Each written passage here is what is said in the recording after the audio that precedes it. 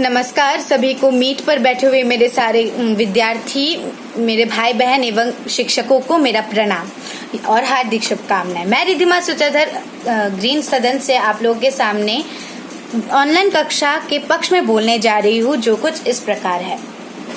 Online कक्षा ही अभी बहुत सुविधाजनक चीज है, जो हम लोग को पढ़ाई करने में मदद कर रहा है। ऑनलाइन इस पैंडेमिक सिचुएशन में हम लोग ऑनलाइन कक्षा के जरिए ही पढ़ पा रहे हैं। यही एकमात्र माध्यम है अभी शिक्षा का। जो अब ऑनलाइन कक्षा के पक्ष में नहीं थे, विपक्ष में थे, वो लोगों को भी ऑनलाइन कक्षा की सुविधाओं को मानना होगा।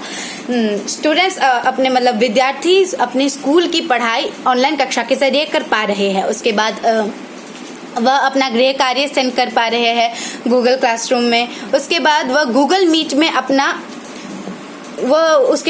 गूगल मीट में बहुत सारी चीजें कर पा रहे हैं या फिर अपना क्लास कर पा रहे हैं। उसके बाद हम लोग PT1 एग्जाम में हम लोगों ने दे दिया है। उसके बाद घर बैठे भारत में कहीं भी जगह, किसी भी जगह से हम लोग अपने पसंदीदा टीचर्स के साथ हम लोग संपर्क रख सकते हैं।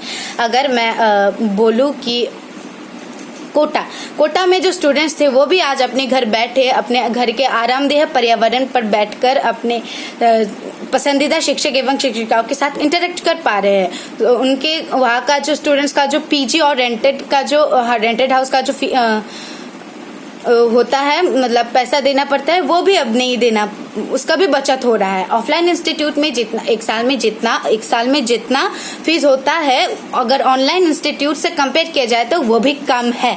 ऑनलाइन क्लास में बहुत सारे कंटेंट होते हैं, अगर आप थक भी जाए लेकिन आपका कंटेंट खत्म नहीं होगा। ऑनलाइन कक्षा के माध्यम से आप किसी नेशनल लेवल के किसी भी कॉम्पिटिटिव एग्जाम को दे सकते हैं, कर पा रहे हैं। आप किसी भी विद्यार्थियों के साथ आप अपने आप को कम्पीट कर सकते हैं या फिर जज कर सकते हैं।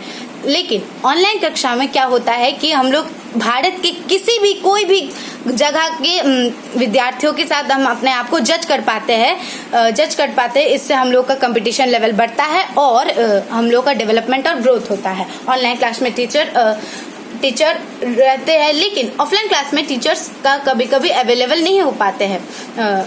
जैसे कि अगर अपने KV का उदाहरण दिया जाए तो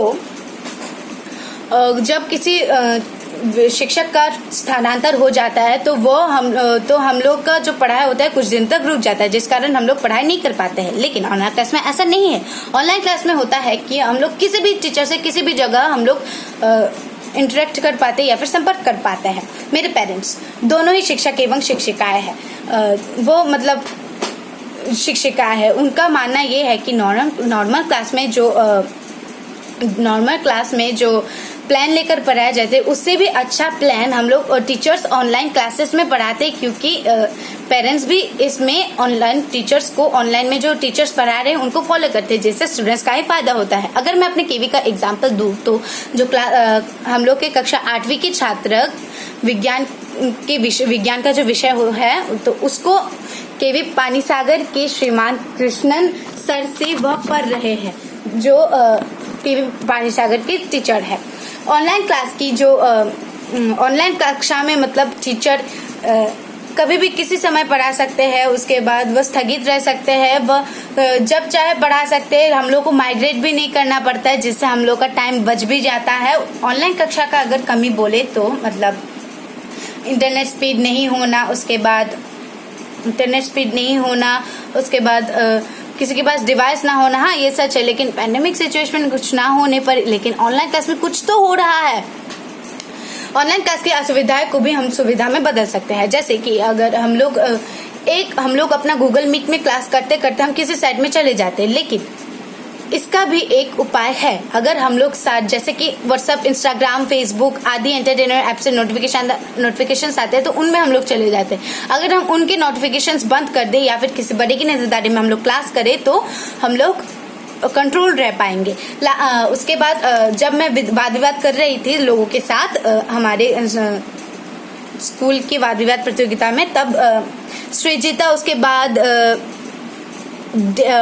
उसके बाद शीर्षा, उन लोगों ने कहा कि नेटवर्क प्रॉब्लम, हाँ नेटवर्क प्रॉब्लम है, ये तो है, लेकिन बट अभी क्या किया जा सकता है, हम लोग को तो करना पड़ेगा ना, लेकिन आप तो इसको ना करके फिर भी तो आप नहीं रह सकते ना।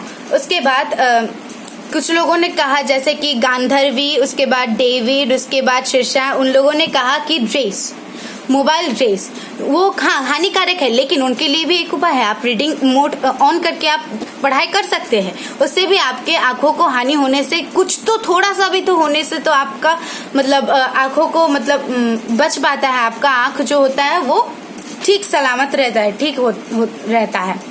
उसके बाद गांधर्वी ने कहा कि मोबाइल फोन का यूज उसने कहा कि जब जेब में हम लोग रखते, जेब क्यों जेब में, मतलब बच्चे क्यों जेब में मोबाइल फोन्स रखेंगे, ये तो बड़ों के रखने का चीज है।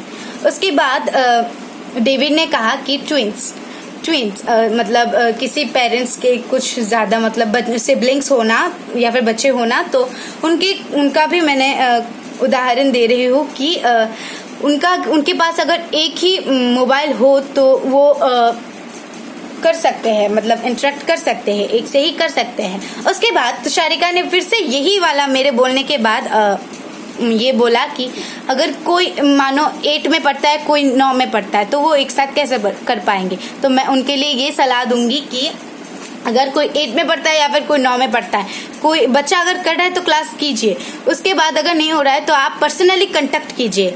आप बाद में कांटेक्ट करके आप, या फिर क्लास खत्म होने के बाद आप फिर से वीडियो कॉल लगा के सर को या फिर मैम को आप बोल सकते हैं कि क्या क्या हुआ या फिर क्या क्या पढ़ाया गया है। तो अंत में मैं यही कहना चाहूंगी कि एजुकेशन हम किस लिए लेते हैं, सिर्फ डिग्री हासिल करने के लिए तो नहीं। इससे एजुकेशन हम लेते हैं, ये हमारे दिमाग को पूरी तरह से बदल देता है, मतलब हम लोग पॉजिटिव थिंकिंग करते हैं। और इससे मैं ये कहना चाहूंगी कि ऑनलाइन कक्षा को हमें मतलब सही मायने से लेना चाहिए, नेगेटिव साइड से नहीं। तो मैं और बोलूंगी कि अंत में मैं ये बोलूंगी कि अभी इस कोरोना वायरस की पेंडेमिक सिचुएशन में अभी ऑनलाइन कक्षा ही जारी रखी जाए। और मैं ये भी कहूंगी कि जो लोग ऑनलाइन कक्षा के जो विपक्ष में है, वो भी ऑनलाइन ना होकर अगर करते वो तो भाग भी नहीं ले पाते, वो ऑनलाइन होने के कारण ही उनके जरिए ही वो वाद विवाद का प्रतियोगिता में वो शामिल हो पा रहे। तो मैं ये कहूंगी कि इस कोरोना वायरस के पेंडेमिक सिचुएशन में हम लोग को ऑनलाइन कक्षा जारी रखनी चाहिए। धन्यवाद।